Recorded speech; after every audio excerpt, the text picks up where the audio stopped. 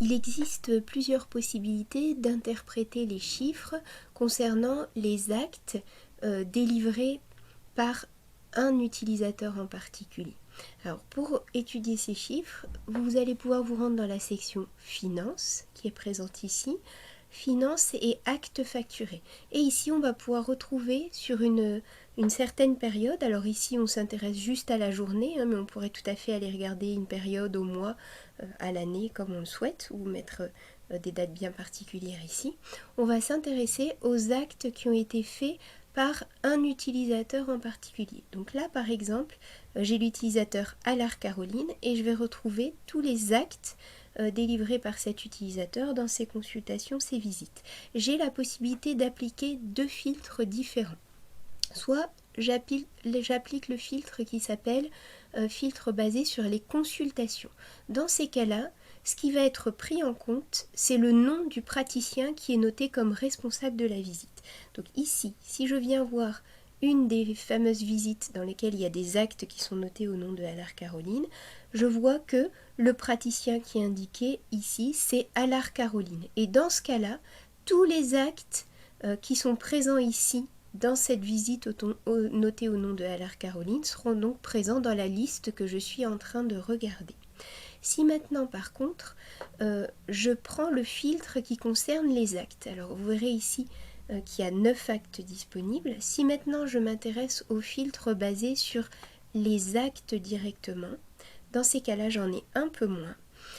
Et ce filtre-là va prendre en considération non pas le nom qui est indiqué comme vétérinaire en tant que responsable de la visite, mais il va prendre le nom ligne par ligne des actes ajoutés et tenir compte de l'utilisateur qui a ajouté telle ou telle ligne. Donc dans ce cas-là, si je retourne sur par exemple ici ma consultation en général, je vois que j'ai une seule radiographie grande dans ce cas précis, alors que j'en avais deux ici sur les actes basés sur des consultations. En effet, si j'ouvre cette radiographie grande ici, et que je regarde en détail qui a ajouté la ligne, la radiographie grande avait été ajoutée non pas par Lucille Donte, mais par Lucille Longue, qui est une des ASV. Donc dans ce cas-là, il faut bien savoir que cette ligne n'est pas prise en compte parce qu'elle sera considérée comme prise en compte quand je viens dans Finance Actes Facturés. Pour les consultations, elle sera comptabilisée pour le docteur Allard, mais par contre, pour les actes pris ligne par ligne, elle sera plutôt attribuée cette fois à Lucille Long, l'ASV, puisque c'est elle qui a ajouté la radiographie grande dans la consultation. Donc vous avez deux façons de travailler.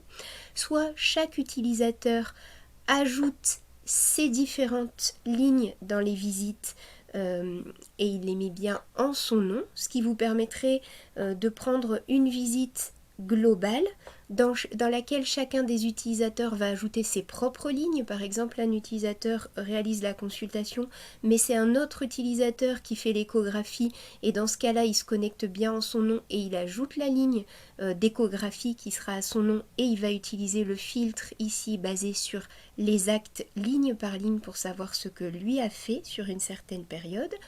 Ou alors, on décide de travailler en se disant que tout ce qui est lié à un vétérinaire en particulier, que ce soit les ASV, les TSA ou que ce soit le vétérinaire qui ajoute les lignes, ne tient compte que du vétérinaire qui est noté comme responsable de la visite. Et dans ce cas-là, effectivement, tout ce qui est noté pour praticien Alar Caroline va ressortir dans tous les actes qui sont présents ici.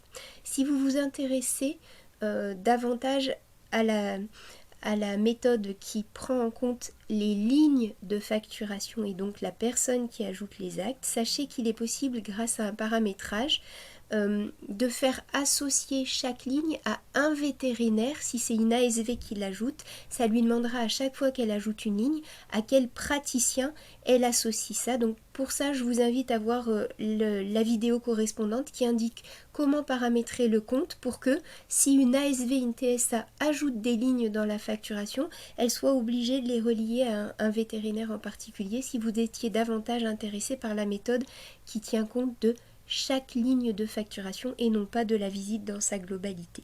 Le système est exactement le même si je m'intéresse ici à finance, produits facturés.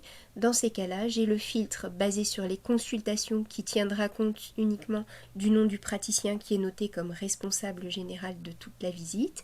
Ou alors, ici, filtre basé sur les produits. Les produits seront présents dans cette section pour toutes les lignes qui auraient été ajoutées directement par Allard Caroline. Par contre, si ce sont des ASV qui l'ont annoté, elles seront au nom des ASV ou comme je vous disais, si on oblige à saisir le nom d'un vétérinaire, bien sûr, elles seront liées au vétérinaire associé.